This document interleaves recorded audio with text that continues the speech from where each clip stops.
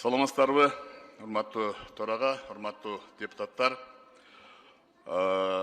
Апрелдин 5-6 күнү Кыргыз күрөш федерациясы атайын чакыруу берип, мен ушул Американын Огайо штатынын Синсиннати шаарына барып келдим.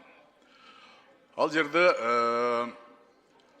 биздин кыргыз жарандарыбыз демилге көтөрүп, ушул Кыргыз күрөш федерациясын Америкада ачышкан.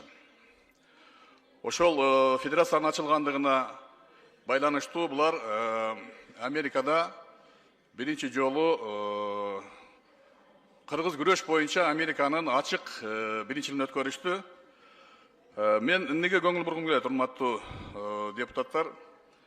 Океандын ары жагында миңдеген километр бизден алыста жүргөн биздин мекендештерибиз, биздин жарандарыбыз ошол жерде өздөрүнүн кыргыз экендигин унутпай, биз кыргызбыз деп ак калпагын кийишип, ошол биздин улуттук баалуулуктарыбыз болгон алардын бири ушу кыргыз күрөшүн өнүктүрүүгө аракеттерин кылып, чоң программа даярдап, бул сайтка жайгаштырылды. Ошол программада биздин бөбөктөрүбүз улуттук кийимдерди кийип, кара жоргону бийлеп, улуттук музыкага ачылышында аябай аракет кылышыптыр.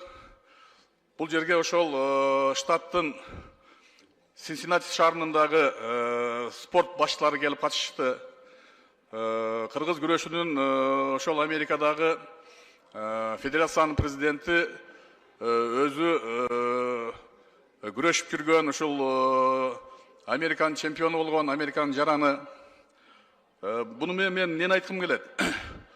Ушул биздин жарандарыбыз чоң үмүт менен атайын чакыруу бергенден кийин барып катышканда ошол жерге биздин элчиликтен, биздин ошол генералдык консулдуктан бир дагы адамдын келбегендиги болду. Бул эми 200ден ашык жаран жөн эле ушул күрөштү өткөрбөй, ошол жерде өздөрүнүн маселелерин да коюп, кичине болсо дагы бийлик тарабынан көңүл буралуу деген үмүт менен кылган иштерине биздин ушул сыртта жүргөн атайын мамлекеттен айлык алып иштеп аткан Чикаго шаарындагы генералдык консулдуктан бир дагы адамдын келип катышпагандыгы мени өкүндүрдү. Муну ошол жердеги жарандарыбыз ачык айтышты. Бул биринчи жолу эмес. Буга чейин ошол эле шаарда ордо боюнча федерация ачылыптыр.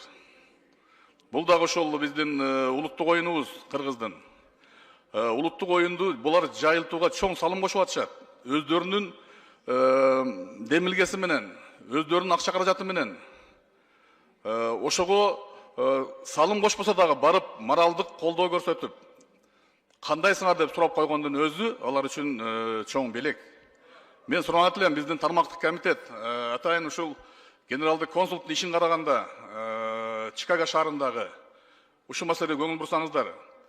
Генералдык консулдук эмнеге түзүлөт? Ошо биздин жарандардын сыртта жүргөн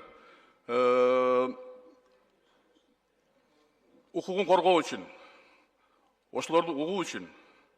Бул маселе жөнөкөй эмес, биздин миллиондогон жарандар сыртта азыр. Мына Россияда, Европада, Америкада эң көп жарандарыбыз мына Американын Чикаго шаарында. 60тан ашуун спортсмендер катышты. Американын өзүнүн күрөшчүлөрү катышты. Өзбекстандан катышты бул иш-чарага, ошол биринчи ачык чемпионатка. Биздин ошол жердеги диаспора башчысына мен ыраазычылык билдирем. Кыргыз күрөштүн ошол вице-президент болгон Мелис деген азаматыбызга алар күнү түнү уктабай чуркашып, ушул кыргыз дешип, кыргыздын баалуулуктары дешип чуркап жүрүшөт. Биз ошого бийлик тарабынан, тышкы иштер министри тарабынан көңүл бурушун суранып кетер элем. Биз жогорку кеңеш муну контролго алып, өзүнчө сөзсүз түрдө баа беришибиз керек. Ушу бардыгыңыздардын атыңыздардан дагы бир жолу ошол Америкадагы биздин жарандарыбызга терең ыраазычылык билдирип, биздин улуттук оюндарыбызды жайылтып кошкон салымына бир рахмат айтып койсок.